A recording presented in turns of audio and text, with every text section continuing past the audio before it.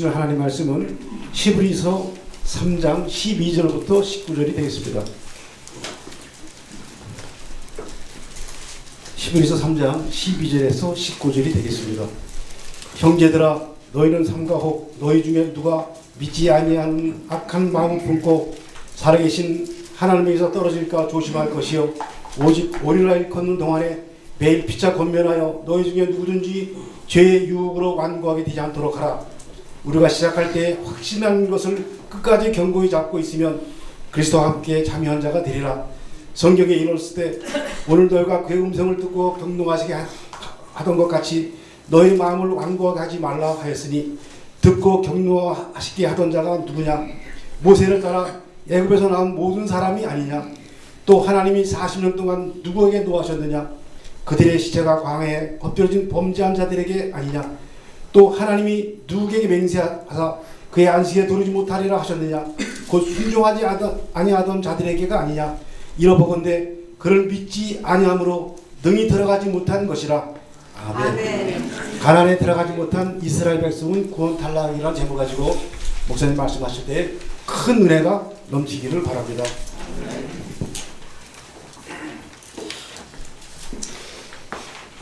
이스라엘 백성이 애굽에서 400년 넘도록 종살이 하다가 왔습니다.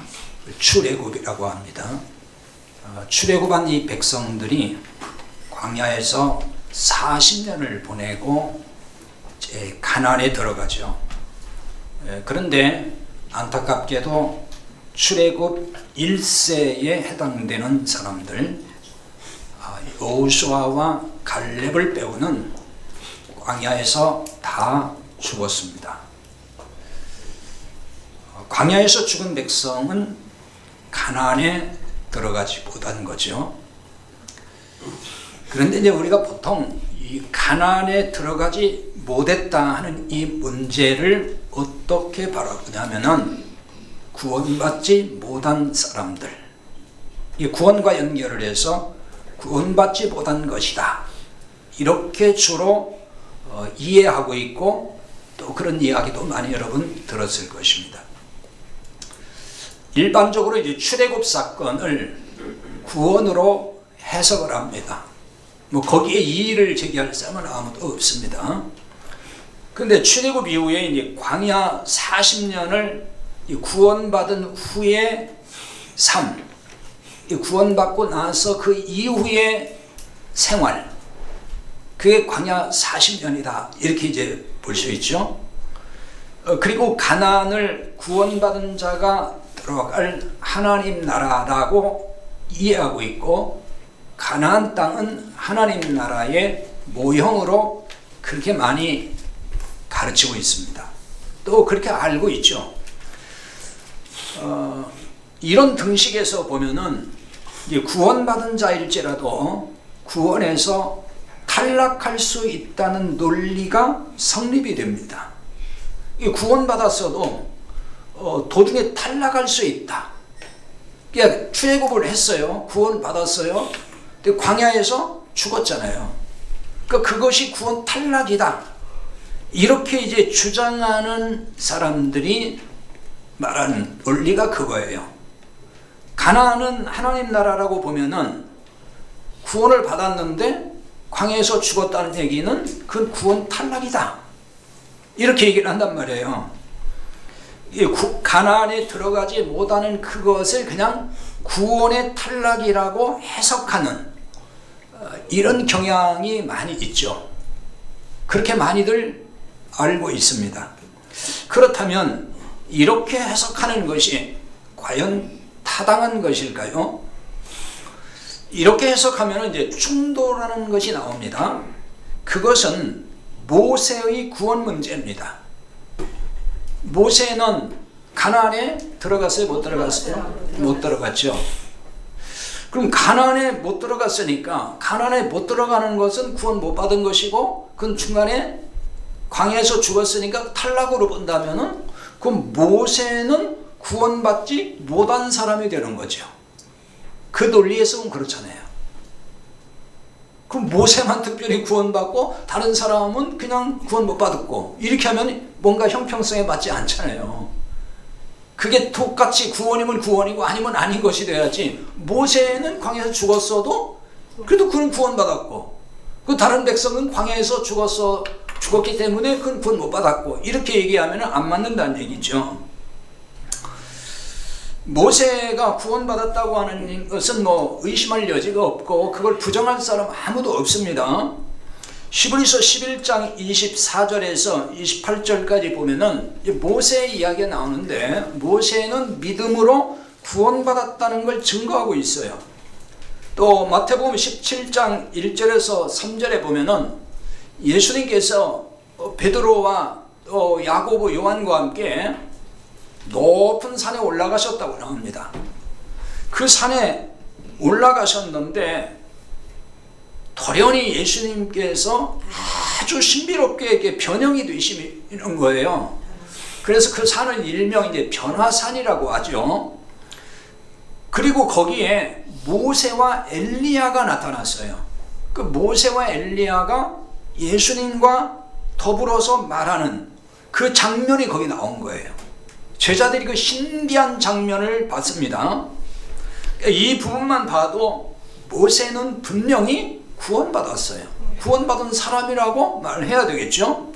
그러니까 모세는 가나안에 들어가지 못했지만은 구원받았다는 말이에요.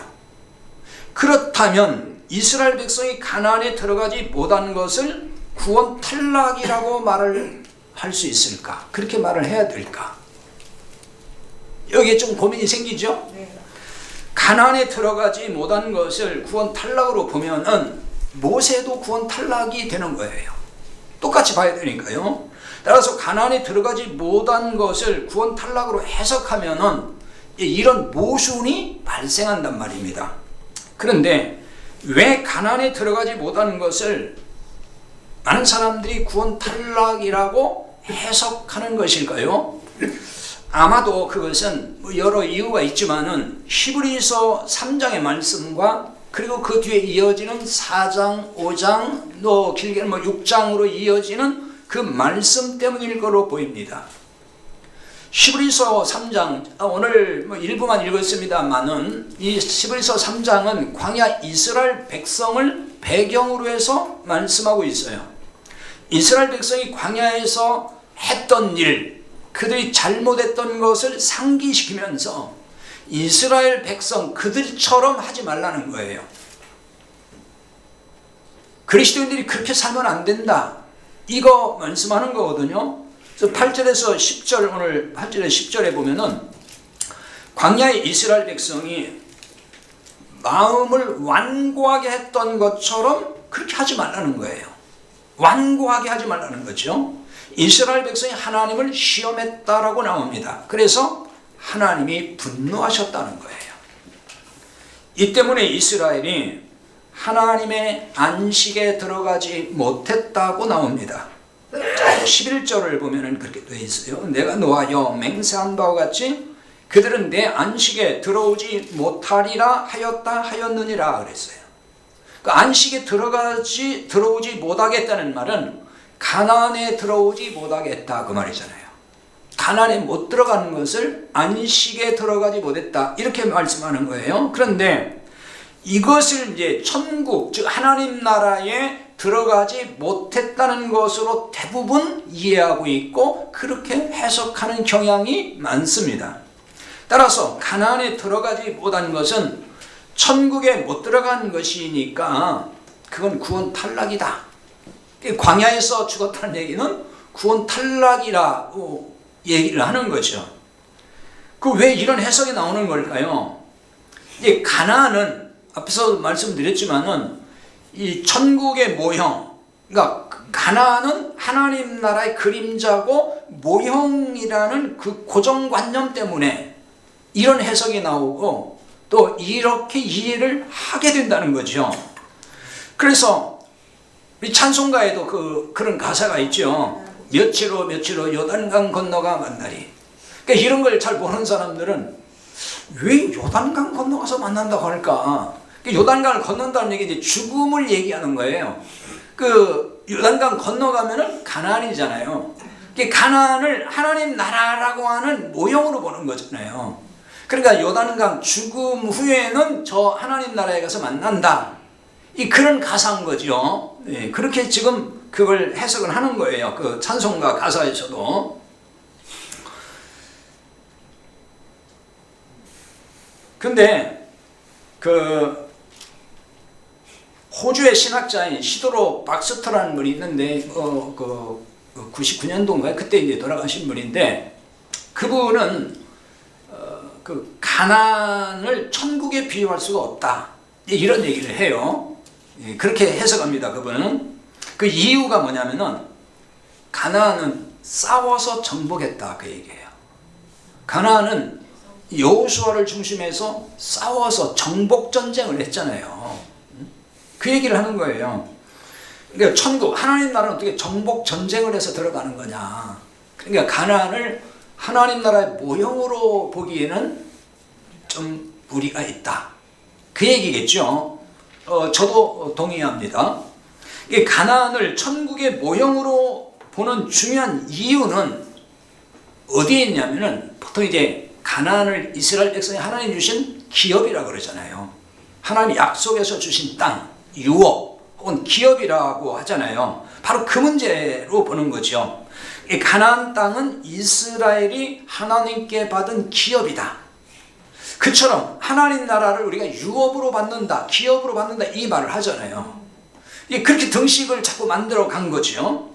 이런 점에서 가나안의 기업을 하늘의 기업 이렇게 비유해서 이해를 하니까 가나안은 천국, 거기 못 들어가는 것은 그건 탈락 이렇게 얘기가 된다는 것입니다.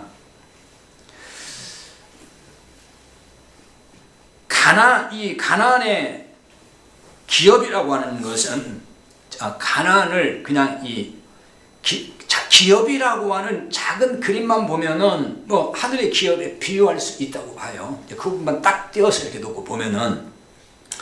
하지만 지금 이게 출애굽부터 시작을 하잖아요. 출애굽 그리고 광야 생활 그리고 가나안이란 말이에요. 이렇게 이제 큰 그림으로 보면은 가나안을 하나님 나라라고 보는 것은 좀 문제가 생긴다는 거죠. 그렇게 보면은 적절하지 않은 비유가 된다는 거예요. 구원이라는 큰 그림으로 보면은 그건 가나안을 뭘로 봐야 되냐 하면은 성도가 누릴 안식으로 봐야 된다는 거예요. 지금 시브레스의 안식이라는 말이 지금 나왔어요. 3장에서도. 물론 궁극적 안식은 하나님 나라죠. 그건 맞는 얘기예요. 그러니까 이 땅에 세워가는 하나님 나라, 그걸 누리는 것, 그게 안식이에요. 1차적으로 그게 안식이에요. 그럼 가나안 정복 전쟁은 뭘로 비유할 수 있냐면은 이것은 하나님 나라를 세워가는 과정으로 봐야 된다는 거죠. 그래서 혹자들은 여호수아는 가나안 정복 전쟁이 집중적으로 나오잖아요. 여호수아는 구약의 사도행전이다 이렇게 해석을 하기도 해요. 사도행전이 뭐죠? 복음이 온 세상에 퍼져나가서 하나님 나라가 곳곳에 이루어지는, 하나님의 성전 공동체인 교회가 세워지는, 그거 보여주는 거잖아요. 그러니까 구약의 사도행전은 여호수아다. 그러니까 그 정복 전쟁은 하나님 나라가 세워져가는 과정을 보여준다는 거예요. 그러니까 이 땅에 세워가는 하나님의 나라. 그건 좀 구체적으로 말하면 성전 공동체인 교회입니다. 교회가 하나님 나라입니다. 하나님 나라라고 말할 때는 거기에 반드시 전제가 있습니다. 그건 하나님의 통치 아래에 있다. 하나님의 통치가 전제되어야 하는 거예요. 그러니까 하나님의 통치가 없는 것을 아무리 하나님 나라라고 해도 그건 하나님 나라가 될 수가 없어요. 그러니까 하나님의 통치, 그것은 하나님이 왕이시다는 거죠. 하나님이 왕이시고 그 통치 아래에 있는 것, 그것이 하나님 나라인 거예요.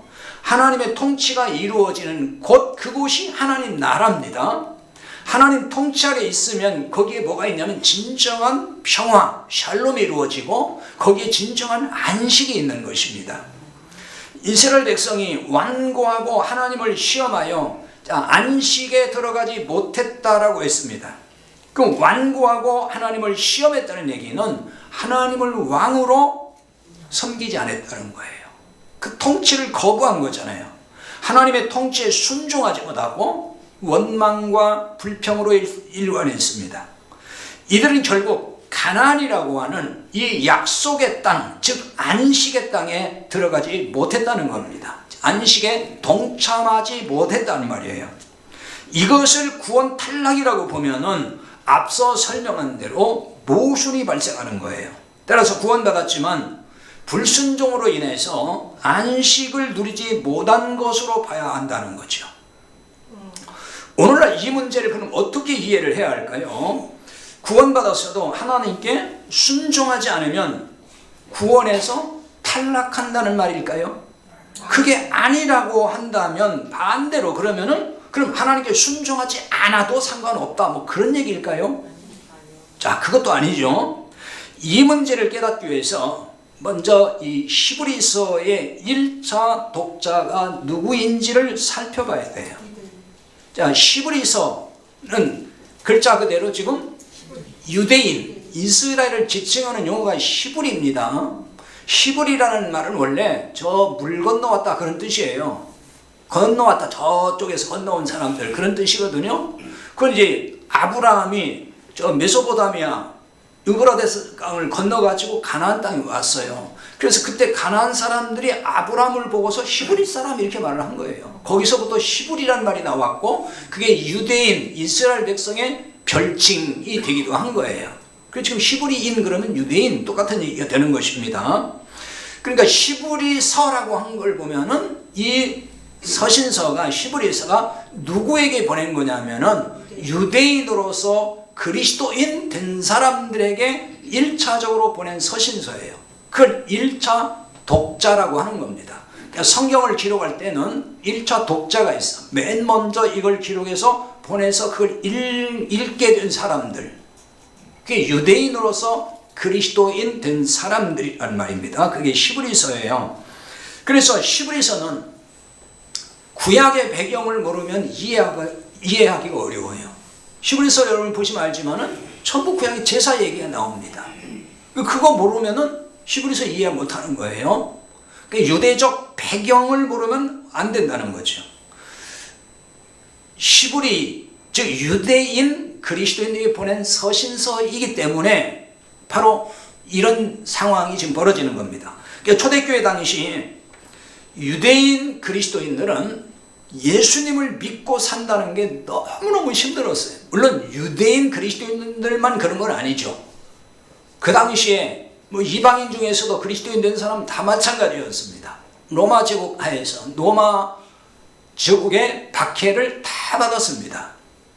유대인들은 로마의 박해뿐만 아니라 유대인으로부터도 박해를 심하게 받았어요.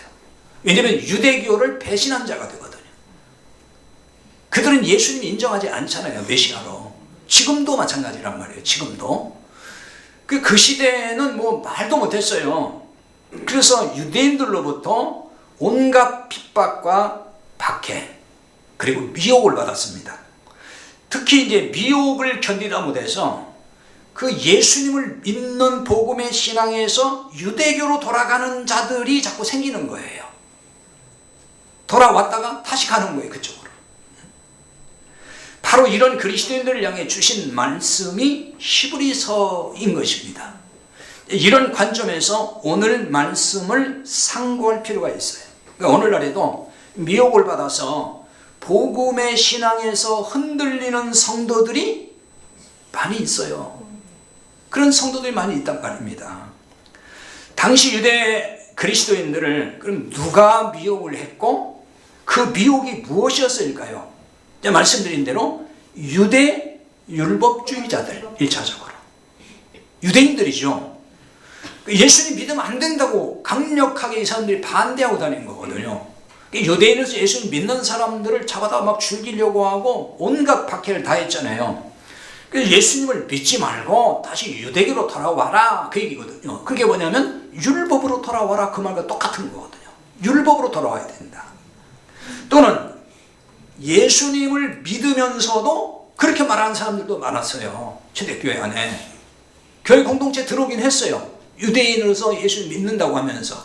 근데 뭐라고 하는 사람들이 있었냐면 예수님을 믿어서만 되는 게 아니고 우리는 여전히 율법을 지켜야 된다. 율법의 행위가 필요하다. 그래서 율법에 나와 있는 절기도 지켜야 되고 할례도 해야 되고 다 해야 되는 거다. 그래야 구원도 받는 것이다. 율법의 행위가 반드시 필요하다. 이렇게 미혹을 했단 말이에요. 이 미혹에 흔들리는 사람들이 자꾸 생긴 거예요. 오늘날도 예수님을 믿기만 해서 구원받는 게 아니라고 미혹하는 자들이 곳곳에 있어요.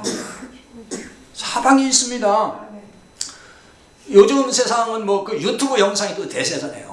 그냥 다 유튜브 뭐 남녀노소 그냥 다 즐겨보고 있잖아요. 그 영상에 보면은 이런 가르침과 이런 설교들이 굉장히 많이 떠 있거든요.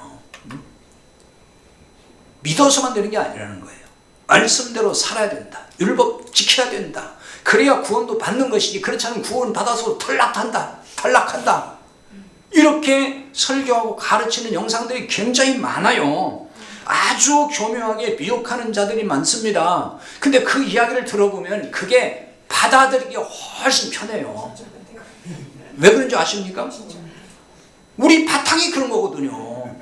우리의 뿌리가 그래요. 뿌리가. 모든 종교가 그렇잖아요. 뭔가를 해야 된다고 그러잖아요. 착하게 살아야 된다. 바르게 살아야 된다. 그게 모든 종교예요. 그 말을 받아들이기 훨씬 정서상 잘 맞아요. 그런 얘기를 들어보면은 성경에 막 이렇게 나와 있잖아요. 이렇게 나와 있잖아요. 그 말씀대로 살지 못하면은 구원받아서 중간 탈락 뭐 이런 식의 이런 논리의 이야기를 아주 교묘하게 그럴듯하게 논리적으로 설명을 하면은 복음의 말씀을 붙들고 있다가도 그런가? 그렇게 된단 말이에요. 흔들려요. 그리 또 간단 말이에요. 자꾸. 그러니까 이런 주장의 설교를 들으면은 이런 점이 있어요. 신앙생활에 각성을 하게 돼요. 각성을. 그게 무슨 얘기냐면요. 당신들 말이야 이 따위로 예수 믿으면은 당신들 지옥 가. 주일 성수 안 하고서 무슨 구원받았다고 그러는 거야. 주일 예배 빼먹으니까 그렇게 맨날 사고 나고 문제 생기지. 그러다 지옥 가. 그런 사람, 그런 얘기를 듣고 나면은 정신이 어떻게 돼요? 그치, 버뜩 나는 거예요. 아이고, 내가 이번 달에 사고 난 게 주일을 자꾸 빼먹으니까 이런 일이 생기는구나. 그래, 안 되지. 철저하게 지켜야지. 이렇게 된단 말이에요. 아니, 11조를 그렇게 떼어먹으면서 온전하게 못하니까 그 맨날 그 사고 나가지고 돈 다 나가는 거지 뭐. 하나님 돈 다 뺏어가는 거야. 이렇게 얘기를 하니까 어이구, 내 지난번에 아파가지고 돈 많이 들고 막 사고 나서 그거 땜빵 아니라고 돈 많이 들었는데 그랬구나. 그래 내가 11조를 철저하게 해야지. 이렇게 각성이 생기는 건 있어요. 각성이. 그러니까 막 열심을 내는 거예요. 막 열심 안 내다가 열심 내고 막 기도 안 하다가 막 기도하고 이렇게 된단 말이에요. 글쎄 그게 유익인지는 모르지만 하여튼 그런 점은 있어요. 그런 점은. 그렇게 얘기하면 성도들이 정신을 좀 차린단 말입니다. 그런데 뭐가 해결이 안 되냐면 불안해요.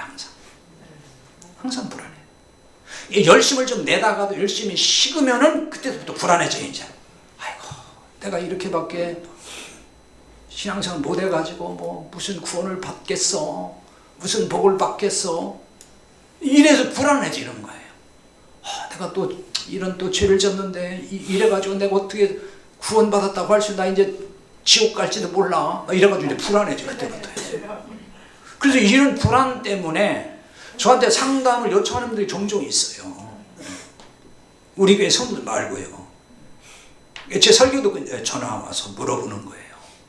막 불안하대요. 근심이 되고 이게 맞느냐 막 그러면서 그런 일이 생기는 거예요. 구원 탈락의 근거로 이제 오늘 본문의 말씀을 많이 인용을 한다고요. 이스라엘이 애굽에서 구원받았지만 가나안에 다 들어간 것이 아니다. 그 얘기부터 하는 거잖아요. 출애굽할 때에 남자만 60만이에요. 어린아이부터 여성까지 하면은 한 200만 이상 된다고 학자들이 이렇게 추산을 해요. 어쨌든 수백만 명이 나왔는데 광야에서 불순종한 사람은 다 구원에 탈락한 거야, 이런 식으로 이야기를 한다는 거죠. 자, 앞에서 언급했지만 이렇게 보면은 모세도 구원에서 탈락한 것이 되는 거예요. 근데 이런 해석은 성경의 큰 나무를 보지 않고 지나치게 지엽적으로 보는 것이 되는 거예요. 그러나 이런 주장을 하는 사람들은 오늘 같은 우리 히브리서 3장에 있는 이 본문을 구원 탈락의 근거로 자꾸 사용합니다. 그거 제시하는 거예요. 봐라, 성경에 나와 있지 않느냐. 그 중에서 오늘 다 제가 설명을 못 드리고 시간 때문에 하나를 좀 집어서 14절 말씀을 좀 보겠습니다. 14절에 이렇게 되어 있어요. 우리가 시작할 때에 확신한 것을 끝까지 견고히 잡고 있으면 그리스도와 함께 참여한 자가 되리라. 자, 이거 쉽게 설명하면 이런 거예요. 처음 믿을 때 가졌던 확신, 처음 예수님을 믿을 때 구원받고 가졌던 그 확신, 복음의 믿음, 그거 말하는 거거든요. 그거 끝까지 잡으라는 거예요. 잡고 있어야 된다. 그래야만 그리스도와 함께 참여한 자가 된다.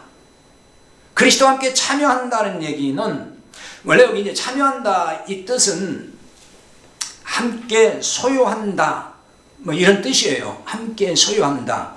즉 주님과 함께 하나님 나라를 소유한다, 이런 뜻이거든요. 근데 이제 새 번역에는 이거를 구원을 함께 누린다고 번역을 해놨어요. 뭐 같은 뜻이라고 볼 수 있어요.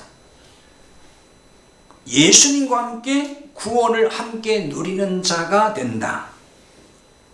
이걸 이제 아까 그 함께 소유한다 그랬죠. 이것을 하나님 나라의 공동 상속자, 뭐 그런 뜻이기도 해요. 그게 더 원문에 가까운 뜻입니다.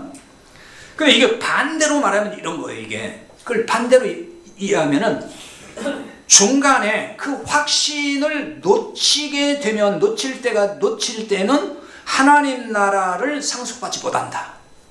그 말은 하나님 나라를 상속받지 못하는 것은 구원받지 못한다는 얘기고 구원 탈락 이런 얘기잖아요.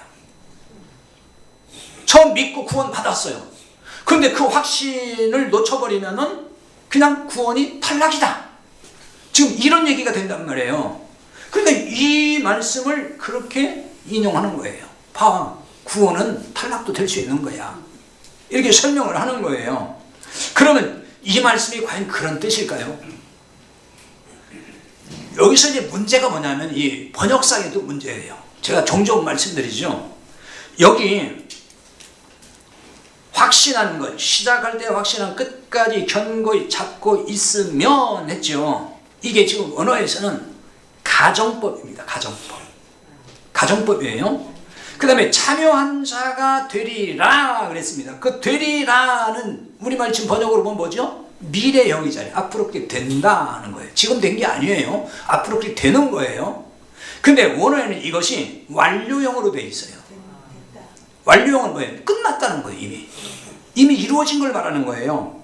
그러니까 이 말씀은 처음 믿을 때에 확신을 붙든 자라면, 즉 가정법입니다. 다시 말해 진짜 구원받은 자라면 그는 이미 그리스도와 함께 구원에 참여한 자라, 그런 뜻이에요. 아멘. 이미 참여한 자라는 거예요. 아멘. 개역 개정 성경이죠. 우리 지금 보는 게 그 성경이 이걸 되리라 이 미래형으로 번역을 했기 때문에 마치 구원이라는 건 미래에 가서 결정되는 것처럼 보이는 거예요. 그러니까 뭐라고 하죠? 사람들이 죽어봐야 하는 거야. 그렇게 생각하는 거예요. 그러니까 그때 가봐야 알지 중간에 탈락도 될 수 있는 거야, 이렇게 해석이 되는 거예요. 그러니까 구원받았어도 당신들 이렇게 잘못 살면 다 중간에 탈락될 수 있어, 이런 얘기로 해석이 된단 말입니다. 근데 종종 제가 킹제임스 버전을 예를 드는데, 그렇다고 해서 킹제임스 버전을 너무 과신해도 안 됩니다. 번역서는 다 한계가 있어요. 그냥 킹제임스 버전이 원어에 가깝게 잘 번역을 한 부분이 많아요. 그래서 인용을 한 번씩 하는 건데, 킹제임스 이제 영어 성경이 원래 그 번역을 잘했다는 얘기고, 그 영어 성경을 우리말 킹제임스 버전, 그러니까 한글 킹제임스 버전이죠. 그걸 이제 보통 우리 성도들이 보는 건데, 거기 한글도 그렇고 영어 킹제임스 버전도 거기에는 그 잡으라, 그러니까 되리라, 그러니까 참여한 자가 되리라 하는 것을 그러니까 make라고 하는 말로 번역을 해놨어요. 근데 그거를 그 현재형 make로 하지 않고 made, 과거 분사로 써놨어요. 이게 이미 이루어졌다 그 얘기잖아요. 킹제임스 버전이 그렇게 번역을 해놨어요. 그리고 한글 번역서에도 보면은 거기는 되었느니라 이렇게 나와 있어요. 그 우리 개역 성경하고 다르잖아요. 개역 개정은 되리라 그랬고, 킹제임스 버전에는 되었느니라 그랬고, 이게 되었느니라가 원어에 맞는 번역인 거예요. 이게. 자, 이 부분을 좀 더 이해하기 위해서 또 다른 구절을 한번 살펴보겠습니다. 에베소 2장 6절에 가서 보면은 또 함께 일으키사 그리스도 예수 안에서 함께 하늘에 앉히시고 이런 말씀이 있어요. 함께 일으키사, 이것은 예수님이 십자가에서 죽으시고 부활한 것처럼 구원받은 사람 누구냐면 죄에서 죽고 거기서 다시 살아난 자, 그게 이제 주님과 함께 일으켰다 이렇게 말씀하는 거예요. 그래서 구원을 얘기하는 건데, 그 구원받은 사람 어떤 상태냐? 그리스도 예수 안에서 함께 하늘에 앉히시고 그랬어요. 하늘에 함께 앉혔다는 거예요. 여기 앉히시고 이건 과거형으로 쓰여 있습니다. 미래형이 아니에요. 앞으로 앉을 것이 아니고 이미 그렇게 됐다 그 말입니다. 이미 그렇게 됐다는 거예요. 그러니까 구원받은 자는 이미 주님과 함께 하늘에 앉은 자라 그 말이에요. 이미 앉았다는 거예요. 또 한 구절 볼까요? 골로새 3장 3절에 보면은 이는 너희가 죽었고 너희 생명이 그리스도와 함께 하나님 안에 감추어졌음이라 그랬어요. 이것도 구원을 얘기하는 겁니다. 너희가 죽었고, 아까 그 함께 일으키사 에베소 2장 6절 그 같은 얘기예요. 함께 너희가 죽었고 거기서 살아났어요. 그게 이제 너희 생명이, 영적 생명을 말하는 겁니다. 그리스도와 함께 하나님 안에 감추어진 존재, 그게 구원받은 사람, 구원받았다는 뜻인 거예요.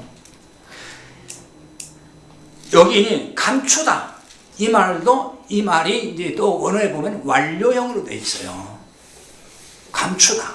그러니까 주님과 함께 이 말은 이미 하나님 나라에 있다 그런 뜻이에요. 아멘. 이게 앞으로 있을 거야가 아니고 아멘. 있다는 얘기인 거예요. 그러니까 이런 말씀은 그냥 교회 다니는 사람이 다 그렇다는 얘기 아니에요. 오해하지 마세요. 그냥 교회 다니는 사람은 다 그런 상태야, 그게 아니고 진짜 구원받은 자에게 해당하는 말씀인 거예요. 아멘. 제가 자꾸 진짜라는 얘기를 쓰는 이유는 가짜가 많아서 그러는 거예요. 진짜 구원받았다면 이미 하나님 나라를 상속받았다 그 뜻이에요. 아니 뭐 아직 가지도 않았는데 어떻게 상속받아요? 그렇게 질문할 수 있죠. 이렇게 이해하면 쉬워요. 아마 여러분 중에도 그런 분이 계실지 모르겠는데, 부모가 죽으면 보통 자식에게 상속하잖아요. 근데 죽기 전에 법적으로 상속해요, 안 해요? 하는 분도 있어요. 그러면 그 상속은 아직 자식이 아직 그걸 다 마음대로 하진 않아도 그게 누구 거예요? 자식 거예요. 이미 된 거예요. 그거는 법적으로. 그 얘기와 똑같은 거예요. 아멘. 하나님이 우리에게 하나님 나라를 구원받은 상속시켜버렸어요, 법적으로. 아멘. 그러니까 이미 받았다 그 얘기, 이미 받았다. 어? 앞으로 받는다가 아닙니다. 가봐야 하는 게 아니에요. 이미 받은 거예요. 그러니까 주 안에 있다는 말이 그 뜻인 거예요. 아멘. 우리가 주님 안에 있다 그러잖아요. 그 주님 안에 있으니까 이미 받은 거예요. 그래서 구원과 관련한 용어를 잘 살펴보면은 주 완료형이거나 과거형으로 쓰여 있어요. 그러므로 한 번 받은 구원은 안전하다는 거예요. 안전한 거예요. 취소되고 탈락 이런 거 없습니다. 설령 어떤 죄를 지었다고 해도 구원이 취소되진 않습니다. 자, 이런 얘기를 하면 또 잘 못 알아듣고 엉뚱한 발상하는 분이 있어요. 그렇다고 죄를 짓고 살아도 된다 지금 그 말하는 게 아니에요. 그러니까 죄를 지어도 구원 취소되지 않는다 딱 한 말만 딱 듣고 나서 어떤 사람이 뭐라고 하냐면 그 구원파 아니에요 그래요. 구원파가 그런 말 하거든요. 그 구원파라고 어떤 사람이 뭐 인터넷에 저 그렇게 쓴 사람이 있더니 오세훈 모두 구원파 같다. 잘 그게 설교를 다 들어봐야 되는 거예요. 다 들어봐야 돼요. 그러니까 이런 거 잘못하면 구원파를 오해할 수 있어요. 여러분이 얘기를 누구한테 하더라도 죄를 지어도 구원 탈락이 아니래. 이 말만 하면은 야 너 구원파냐? 또 이런다고요. 이걸 좀 알아야 됩니다. 만약에 구원받은 사람이 죄를 짓는데 그 죄에게 돌이키질 않아요. 우리가 보통 회개라는 말을 쓰잖아요. 돌이키지 않아. 그럼 계속 죄를 지면 어떻게 될까요? 징계. 그렇죠. 하나님은 징계와 채찍질을 통해서 다스리시는 거예요. 히브리서 12장 6절에 가서 보면은 주께서 그 사랑하시는 자를 징계하시고 그가 받아들이신 아들마다 채찍질 하심이라고 그랬어요. 사랑하는 하나님의 자녀를 하나님은 징계로 다스린다는 채찍질. 여기서 이제 징계라는 말은 언젠가 한번 설명드린 것 같은데 이건 이제 파이디오 그래가지고 이 말은 어린아이를 훈련한다 이런 말에서 온 거예요. 어린아이를 훈련하는 거. 그게 징계의 원래 뜻이에요. 그래서 이 말을 어떤 데 쓰냐면은 교정하는 거. 교정한다 혹은 바르게 잡아준다 그런 뜻으로 많이 쓰는 겁니다. 사실 성도는 하나님 앞에 어린아이입니다. 어린아이 아닙니까? 어른입니까? 어린아이예요. 하나님은 철부지 같은 자녀들 징계해서라도 바로 잡아줄 때가 있어요. 잡아주는 거예요. 징계의 방법이 지금 뭐라고 했냐? 채찍질이라고 그랬습니다. 여기 채찍질한다는 얘기는 매질한다는 뜻이거든요. 징벌. 이게 때로는 가혹한 형태의 처벌을 의미하기도 합니다. 그래서 하나님은 어떤 죄를 지을 때마다 뭐 시도 때도 없이 막 채찍질한다 뭐 그런 얘기는 아니에요. 하나님이 그냥 성질이 급하셔가지고 그냥 조금만 뭐 문제 있으면 뭐 요만큼 뭐만 잘못하면 그냥 예를 들어 팍 수리게 팬다 그 얘기 아닙니다. 만약에 그러시다면요 저나 여러분이나 여기 앉아 있을 수 없어요. 벌써 죽었을 거예요. 다리가 부러져서 벌써. 벌써 죽었어요. 하나님은 이 채찍질 하시는데 하나님은 하나님 자녀의 상태를 너무 잘 아셔요. 그 상태에 따라서 하나님이 판단하시고 징계를 결정하시는 거예요. 하나님 다 아시니까 판단하셔요. 때로는 급하실 때에는 바로 채찍질 하시기로 하는 겁니다. 그렇지 않으면 오래 참고 기다리셔요. 돌아오기를 기다리십니다.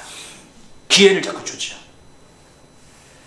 그러니까 이스라엘 40년 광야 생활은 일종의 징계로 봐야 되는 거예요. 구원 탈락이 아니고. 이 징계는 훈련의 성격과 교정의 성격이 다 있습니다. 왜냐하면요 애굽의 물이 빠지지 않았기 때문에 이 물을 빼기 위한 훈련이기도 했던 것입니다. 애굽에서 400년 넘게 살았습니다. 그 400년 세월 속에 애굽의 문화, 가치관, 애굽의 모든 습관 이런 것들이 몸에 다 뱄어요. 생각 속에 다 배 있습니다. 의식화되어 있어요. 이거 굉장히 무서운 거예요. 그게 하루아침에 빠지겠습니까? 빠지기 어렵습니다. 우리나라가 일제 36년 동안 지배를 받았잖아요. 그 지금 해방된 지 얼마나 오래됐습니까? 그런데 아직도 일제 잔재가 있어요. 아직도 그러잖아요. 일본말도 막 섞어 쓰잖아요. 그렇죠. 빠겠어. 그게 다 뭐예요? 그만큼 빠지기가 어렵다는 거예요. 그게. 그런 가치관 이런 것들. 이스라엘에서 더군다나 400년 그 안에서 노예가 됐어요. 노예로 전락해가지고 노예 생활 또 오래 하다 보면 노예 근성이라는 게 생기거든요. 그 노예 근성까지 있어요. 그 꼴핏하면 원망하고 불평하는 거예요. 그 이스라엘 백성이었습니다. 심지어는 뭐라고 했냐 그러면 애굽이 더 좋았다는 거예요. 그러니까 우리 돌아가자 이래가지고 돌아가려는 시도까지 한 사람들이에요. 이게 이스라엘 백성이에요. 가나안에서 하나님이 통치하는 새 나라를 세우려면은 이런 물을 빼야 되는 거란 말이에요. 그래서 광야 40년 세월의 훈련이 필요했어요. 그런데도 불신앙에 찌든 출애굽 1세대는 교정이 안 되니까 광야에서 결국 죽게 했단 말입니다. 그래서 징계의 최고 수위는 죽음이에요. 죽는 겁니다. 출애굽 1세대는 징계받아서 광야에서 여러 유형의 죽음을 맞이합니다. 어떤 때는 땅이 갈라져서 죽기도 하고, 어떤 때는 뱀에 물려서 죽기도 하고 그러잖아요. 그 다 징계입니다. 광야의 죽음을 그러니까 징계로 봐야 되는 것이지 그걸 구원 탈락으로 보면 안 되는 거예요. 그렇게 보면 구원 탈락으로 보면은 하나님의 은혜와 충돌이 생겨버려요. 자, 왜 그런지 한번 또 생각해 보자고요. 하나님은 애굽에서 어떻게 구원하시죠? 어린 양의 피로 값없이 구원하십니다. 어린 양의 피로. 6월절 어린 양의 피가 문설주와 기둥에 발라 있으면은 사망이 통과합니다. 심판이 넘어가는 거예요. 그거를 6월이라 그런 거예요. 그래서 그거 기념하는 걸 6월절입니다. 피가 발린 집안에 있던 사람들은 그러면은 다 깨끗하고 양심적이고 거짓말도 안 하고 흠 없는 사람들만 그 안에 있었을까요? 아니에요. 다 거기 있는 사람들이 죄인들이 있는 거예요. 그 안에도 거짓말쟁이도 있고 나쁜 놈도 있고 사기꾼도 있고 다 죄 있는 사람들이 그 피 발린 집안에 있던 거예요. 다 사람 다 똑같거든요. 그러나 어떤 죄인도 어린 양의 피가 있는 그 집안에 있으면 누구든지 생명을 얻었어요. 구원받았다 그 말입니다. 이걸 값없이 주는 하나님의 은혜라고 말을 하는 거예요. 이렇게 구원받은 이스라엘이 광야에서 원망하고 불평한 것을 하나님께서 모르셨을까요? 하나님 다 아셔요. 광야 생활 힘들 텐데 저놈들 다 원망할 거다, 불평할 거다. 하나님 다 아신단 말이에요. 그러니까 이걸 아시고 값없이 그냥 구원하신 거예요. 우리도 마찬가지예요.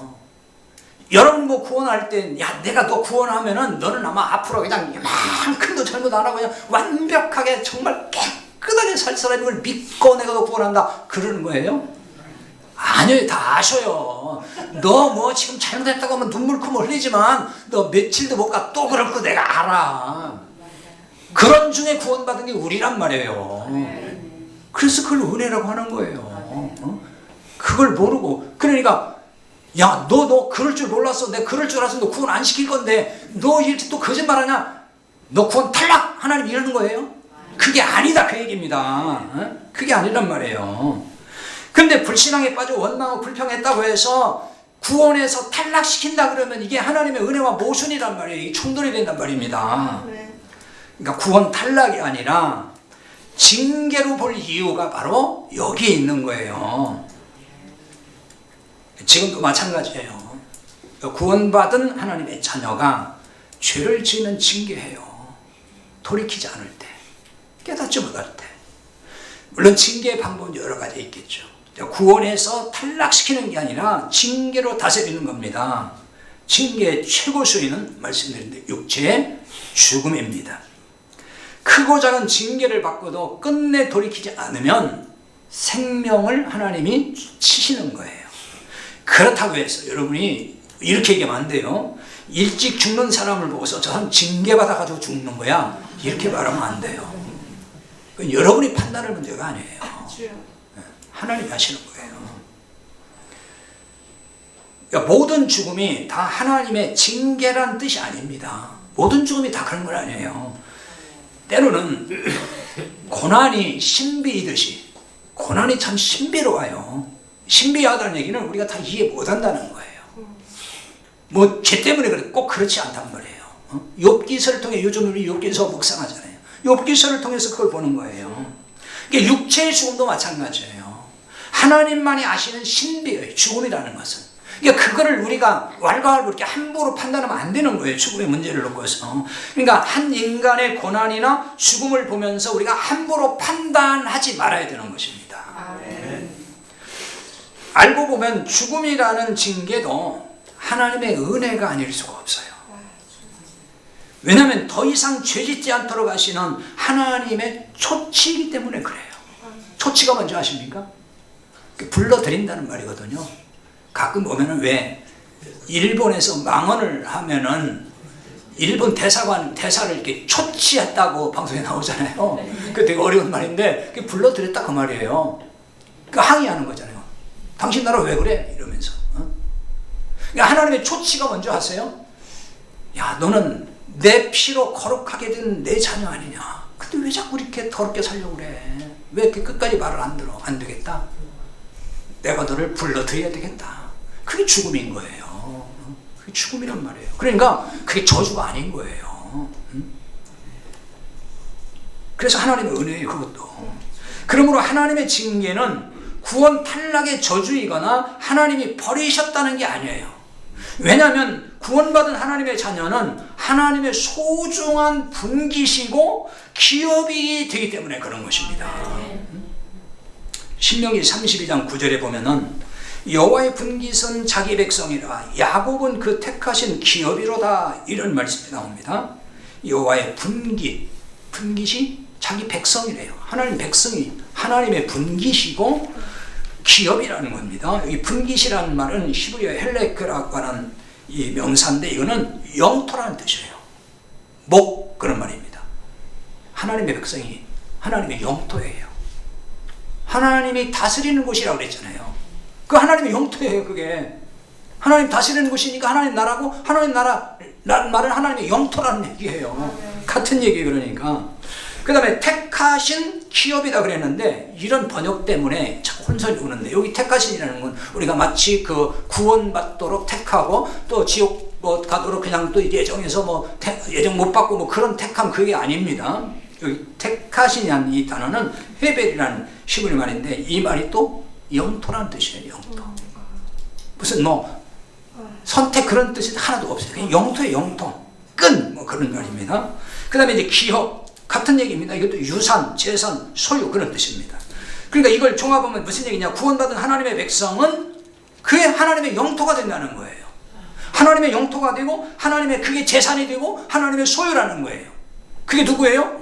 우리들인 거예요. 여러분은 하나님의 영토의 영토, 하나님의 소유.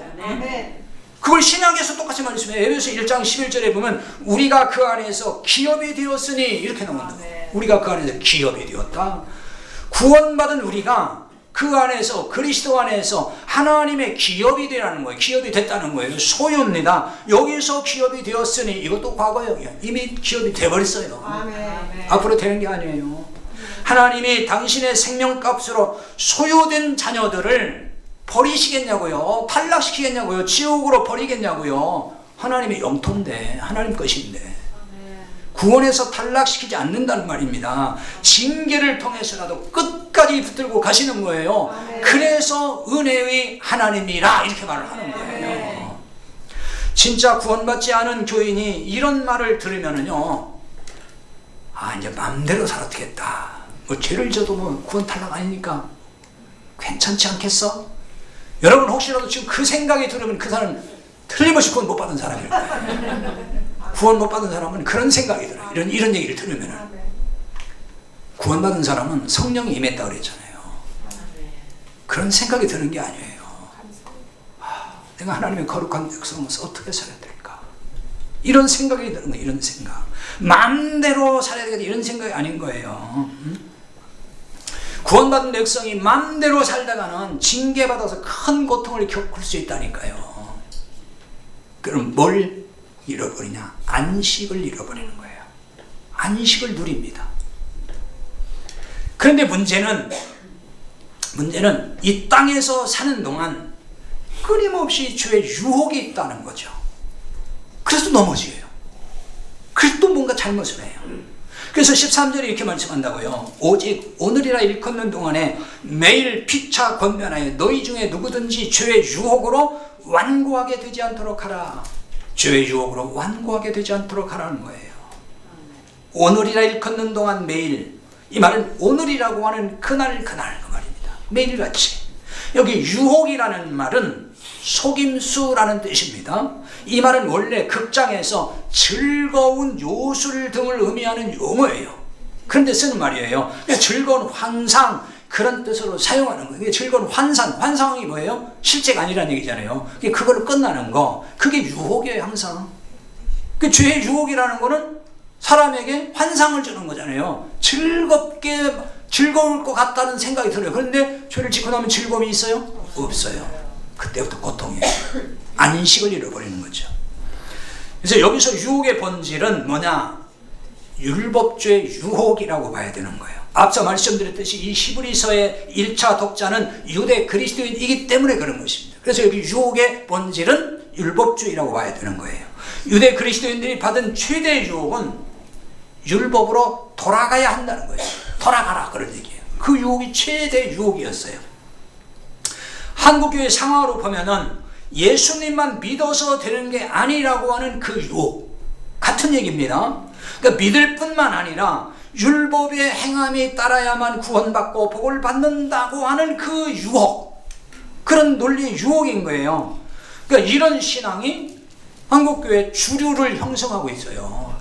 주류예요 지금. 이 때문에 복음을 깨닫기가 어려운 거예요, 성도들이. 그게 주류이기 때문에. 그 복음을 듣고도 다시 그 율법으로 돌아서게 되는 일이 생기는 거란 말이에요. 왜? 다 듣는 설교마다 거의 그런 설교거든요. 그러니까 복음을 좀 알다가도 다른 설교 자꾸 듣다 보면은 또 저게 저렇게 얘기하네.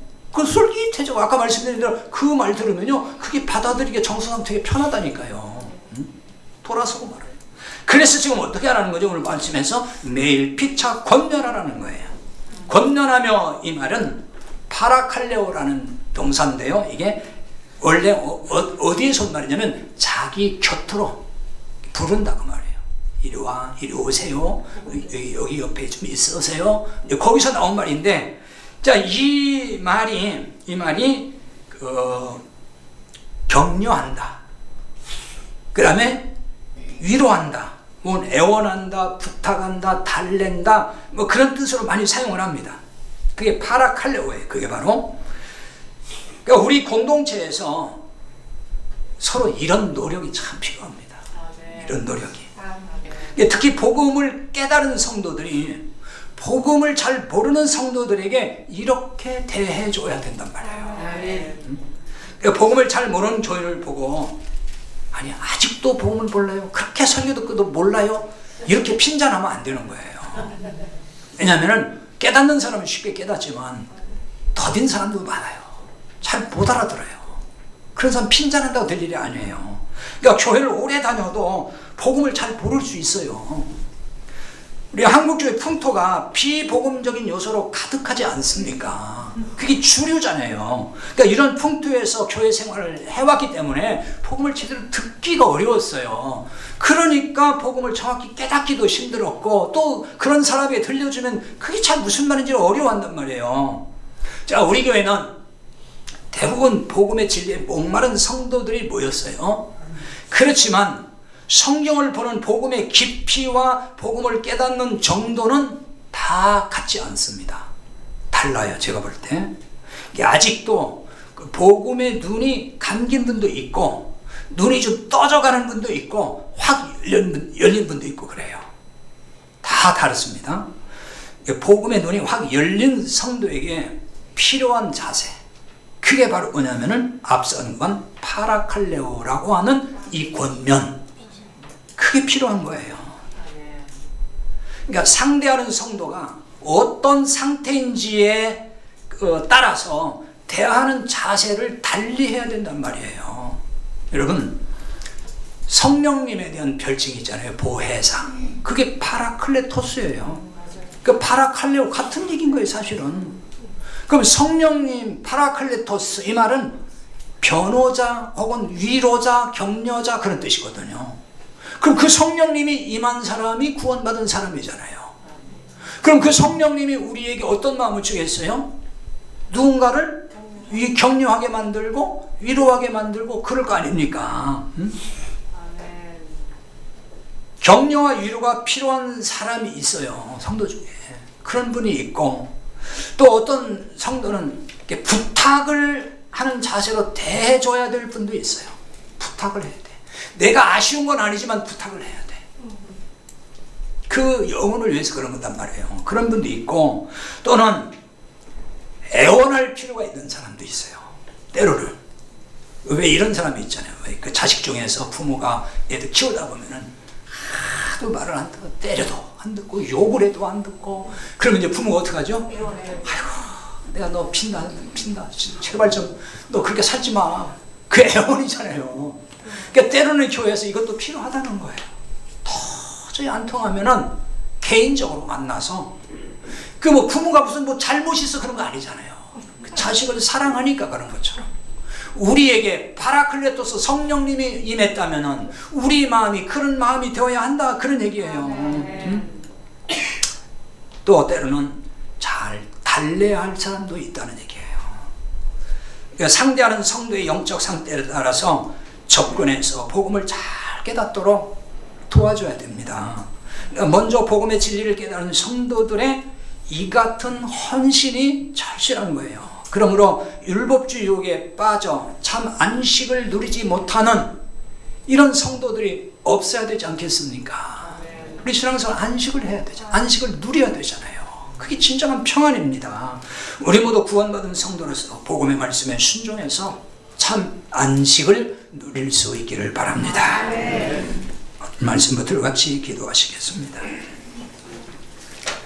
혹시라도 구원